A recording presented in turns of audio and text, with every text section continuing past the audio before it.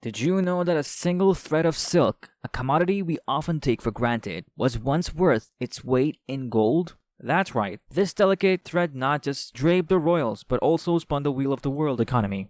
The Silk Road was a network of trade routes that stretched over 4,000 miles connecting the East and West. It was like the ancient world's version of internet. It was a massive information superhighway, except instead of data, it was goods, ideas, and cultures that were being exchanged. And today, we're talking about just that. What was the Silk Road? Now, when we think about the Silk Road, we often picture caravan laden with luxurious silk traveling across desolate deserts. And while silk was indeed a major commodity, it was far from the only one. It was like the Amazon of its time, dealing in everything from spices to precious stones, from ivory to exotic animals, and from gold to, believe it or not, rhubarb.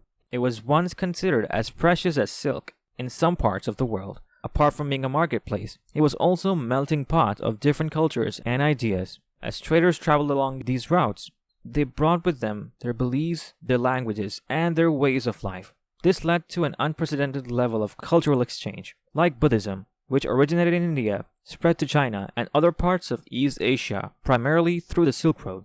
The Silk Road also facilitated the spread of knowledge and technology. Papermarking, which was invented in China, spread to the West via the Silk Road. Similarly, the technology for making glass moved from the Roman Empire to China along these routes. So you see, the Silk Road was much more than just a trade route. It was a conduit for exchange of goods. Yes, but also of ideas, cultures, and technologies. It connected humanity in a way that had never been done before, and in doing so, it shaped the course of history. Mechanics of Silk Road. Having understood what Silk Road was, let's now turn our attention to how it actually worked. You might be imagining yourself traveling the entire length of the Silk Road, from China all the way to Rome. But no, that's not how it worked. The Silk Road functioned on a system of relay trade.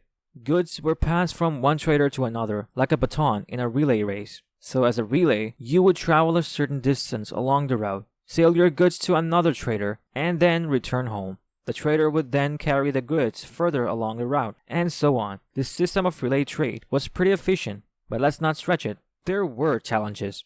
The Silk Road traversed some of the harshest terrain on Earth, from scorching desert to freezing mountain passes. So traders had to contend with these extreme conditions, not to mention the threat of bandits and pirates.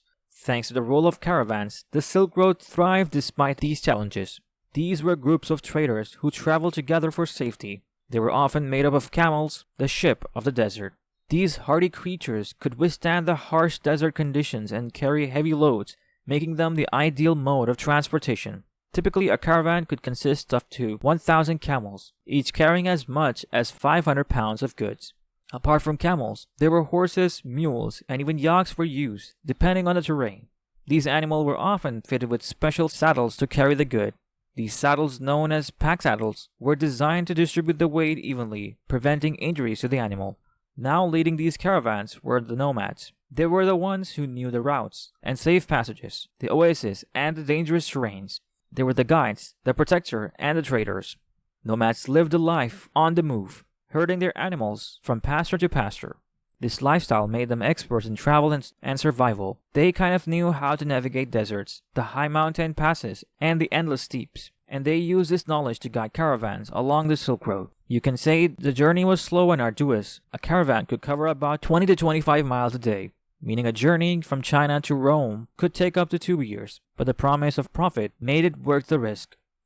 Architects. Okay, let's take a step back and talk about the architects of the Silk Road. Starting from the Han Dynasty, which ruled China from 206 BC to 220 AD, they were constantly under the threat from nomadic tribes to the north. They needed allies, and they found them in the distant lands of the West. But to reach these allies, they needed a route, and so the Silk Road was born. The Han Dynasty also maintained and protected the road. They built watchtowers and stationed soldiers along the routes to protect traders from bandits. They established rest stations where traders could replenish their supplies. In short, they made the Silk Road a viable and profitable venture.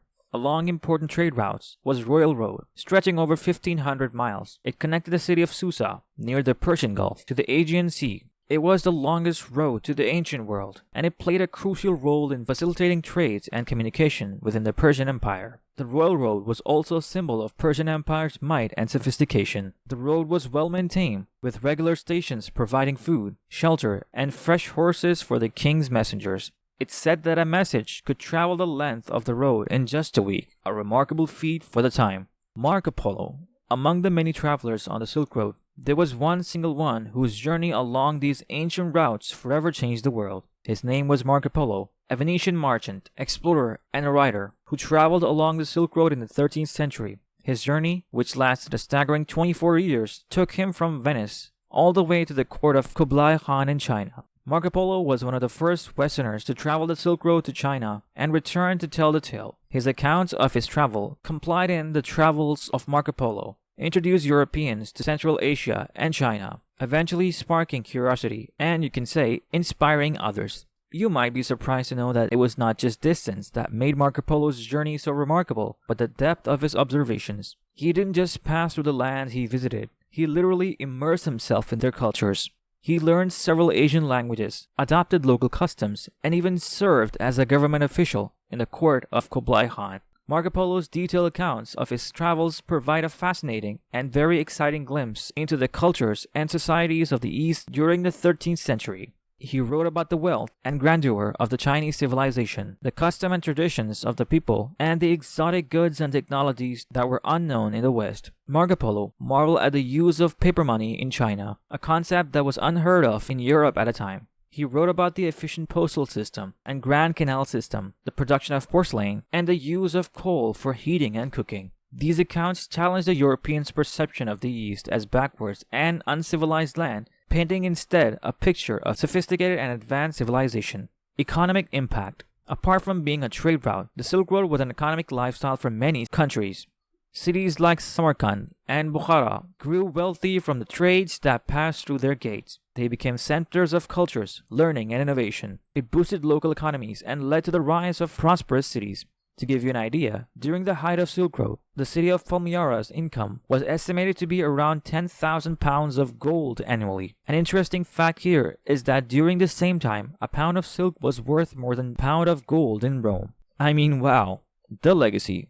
Today, the Silk Road might be a thing of the past, but its legacy lives on. The ancient cities along the routes, with their rich history and cultural heritage, continue to attract tourists from around the world. The goods were traded from silk to spices, continue to be valued commodities. UNESCO was recognized in the importance of preserving this legacy and has designated several sites along the Silk Road as a World Heritage Sites. These include the city of Samarkand in Uzbekistan, the Mogao Cave in China, and the Chang'an-Tianshan Corridor, which was one of the main roads of the Silk Road. And that's a wrap. So what aspect of the Silk Road intrigues you the most? Do you have any questions about its history, its impact on culture, or its relevance today? Drop in the comments. Before you go, don't forget to check our latest video. Make sure you hit the subscribe button and press the bell icon. And thank you for watching.